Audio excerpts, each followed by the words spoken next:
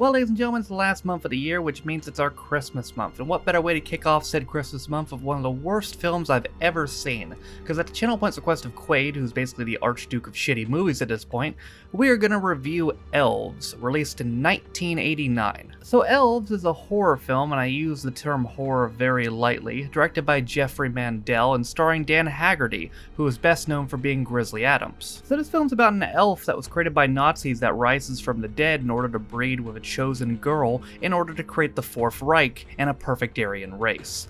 That's what the movie's about. I'm not fucking joking. And also, this film's called Elves as in plural, but there's only one elf this entire movie, so even the fucking title's a lie. It never went into theaters, so there's no box office total, although it wouldn't have made anything if it did. It was instead released straight to home video on October 24th, 1989. The only other person who was in this film that has a Wikipedia page besides Dan Haggerty is Diana Lund, who is also known for being in the 60s television show Land of the Giants. And I'll be damned if this isn't the worst thing I've ever seen. Like, it's the most absurdly plotted, poorly acted, just random piece of fucking media I've maybe ever seen in my life. And I've seen a lot of weird shit on this channel.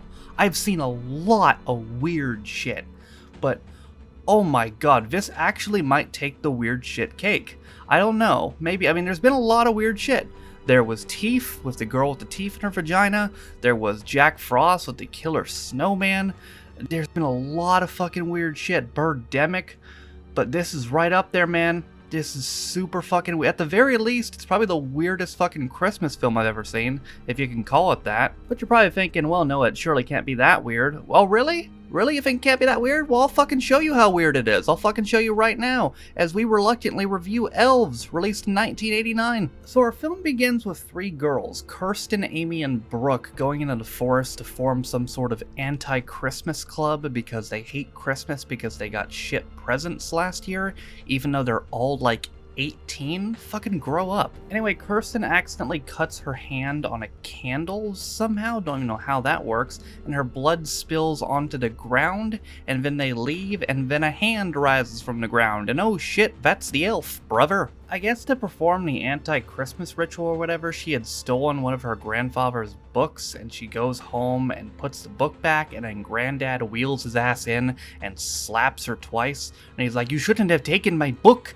And yeah, I know it's a very poor German accent that probably didn't even sound German, and it's somehow better than the shitty one that he put on. Her mom, who's a full-blown psychopath, is disappointed in her too, and her mom's like, "I'm gonna drain your savings account because you went out at night," which is a totally fucking normal reaction. She then gets spied on in the shower by her little brother Willie, who, quote, says, "You've got big tits and I'm going to tell everybody." This is 7 minutes into this fucking film at this point, by the way. The elf then sneaks into the house and attacks Willie before escaping out the window. Willie says it was a troll, but the mom thinks it was actually Kirsten's cat. We then meet Big Mountain Man Mike, who's down on his luck and is looking for a job from his friend Hugh, who manages a department store. Kirsten also works at said department store, and she decides to sit on Santa's lap, and then Santa sexually assaults her. Meanwhile, back at Kirsten's house, her psychopath mom wraps her cat up in a pillowcase and drowns it in the toilet. What the fuck? That perverted Santa Claus is then about to do some coke in the back room when the elf comes in and just stabs him in the dick. That night, Mike tries to go home to his mobile home, but he's been evicted from his mobile home. That's brutal. Back at Kirsten's house that night, the elf digs up her dead cat, which her mother buried in the backyard, and then taunts her with it through the window. Seems like Granddad knows something about it as well, but she doesn't want to open up to him. Things are looking up for Big Mike, though, as he gets a job as the new Santa at the department store. He also sees a mysterious symbol, which he recognizes because he used to be a detective, but now he's not. Anyway, back at Kirsten's house, Granddad is meeting with some friends who are also fake Germans because they're actually Nazis, and Granddad used to be a Nazi, but he's not anymore, and I guess they created the elf, and it has something to do with Kirsten for whatever reason, and he needs to help them, but also it doesn't matter if he doesn't. What the fuck? Later that night, Kirsten, Amy, and Brooke decide to break into the department store and have a sleepover in the department store, because that's what normal teenagers do. Mike is also there as well, camping out in the back room because he doesn't have anywhere else to stay. They're expecting some boys to come over as well, but as those boys get there, they're promptly killed by the Nazi trio who break in looking for Kirsten. Amy ends up running into them first though, and they get her in an elevator and just shoot her in the head. They then see Mike and the Nazis engage in a shootout, which lasts a really long time, like a solid 3 minutes. While this is going on, Brooke gets chased by the elf until she's eventually caught and stabbed to death by it. So far that's 3 kills, 2 for the elf, 1 for the Nazis. The Nazis then realize that Kirsten is with Mike and they flee because they don't want to hurt her. The next day the police show up and the police detectives like to Mike, "You used to be a good cop, but then you drank your way out of the job," and all that shit. And the police detective gives him 24 hours to figure out what's going on before he gets arrested. Hugh, the manager, then also fires both Kirsten and Mike from their jobs. Mike then takes Kirsten home, which was a mistake because her crazy ass mom just thinks they're on drugs and calls the police on Mike. The granddad though directs Mike towards a Dr. Fitzgerald to find out more about a symbol that Mike found. Mike goes to the doctor and the doctor tells him that it's an original Nazi symbol which also is connected to the department that invented elves. Mike then asks him if he believes in elves and he says, and I quote, "No, I don't, but God did." He also directs Mike to Professor O'Connor, who might know even more about the elves. Kirsten then gets into another fight with her mom, and she's like, "I hate you, I wish Dad was here." And her mom's like, "Your dad is here, he's down in the fucking basement." And that's right, brothers, incest plot twist. Her granddad is actually her dad. Mike then finds Professor O'Connor and literally just bursts in on the dude's Christmas Eve dinner, and O'Connor tells him that elves were an experiment created by the Nazis in order to breed with a virgin to create the master race, and that breeding process takes place on Christmas Eve, which is tonight. Back at Kirsten's house, her granddad/dad tells her that he had sex with his own daughter to create her so that she would be the perfect Aryan specimen. Big Mike, meanwhile, is getting tailed by a Nazi and he finds a bomb in his car and he rolls out before his car explodes. He then beats up the Nazi and says things such as, "Are you really a goddamn Nazi? Is this elf yours? How many teeth do you have?" And then the Nazi bites a cyanide pill and dies. Fucking typical. Meanwhile, Kirsten's mom is having a bath and the elf breaks into her bathroom and knocks the radio into the bath, killing her. Another classic death gag there. Right around when that happens, Mike shows up and goes upstairs with Kirsten and Willie, and Mike sees the dead mom in the tub, only I think she's dead, she's still twitching.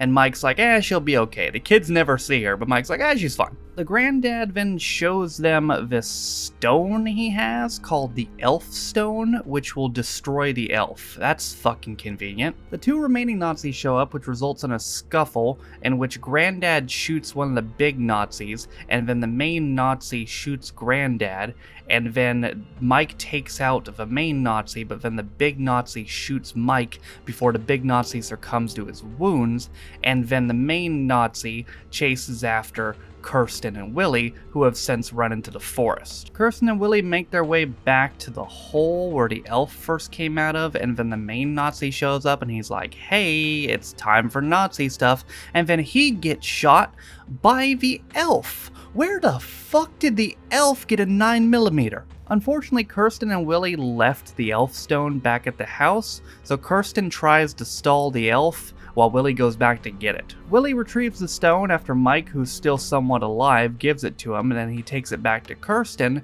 who then stabs the ground with the stone, exclaiming, Yep, what a perfect way to round out this terrible film, with some casual, unneeded homophobia. That's just great. Anyway, the elf dies and then everything goes blurry, and then Kirsten and Willie are alone in the forest, and the forest is now destroyed, or whatever, but it's snowing. And that's the end of the film. Fucking great. Except, wait, no, not really, because there's a shot of a fetus. With fetus is there, which means fucking the elf did impregnate Kirsten, even though he didn't actually fuck her. What? Man, I can't even call this a good bad movie. Like, it's just bad.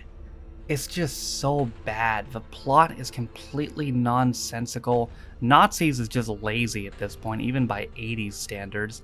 The acting is poor. Listen, I respect what Dan Haggerty did with Grizzly Adams and all that, but his acting is not good in this movie. Julie Austin as Kirsten was probably the best actress in this movie.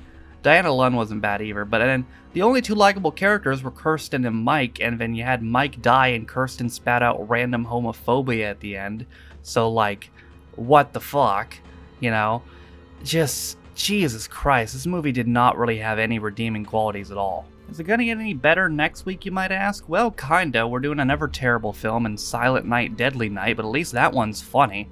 There's nothing funny about this. Like, sometimes when you watch terrible movies, you know, it's so bad at least it's funny. This isn't even funny. Like, I was hoping that at the very least this will be funny, but it's not. It's just bad. So yeah, rest in peace Dan Haggerty, rest in peace Diana Lund, rest in peace whoever else might have worked on this movie.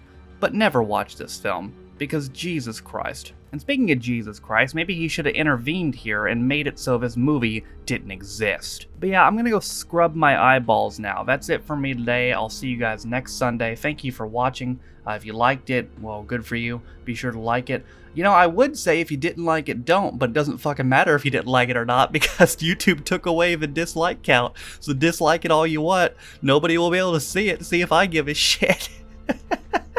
I might dislike the video myself. It won't matter.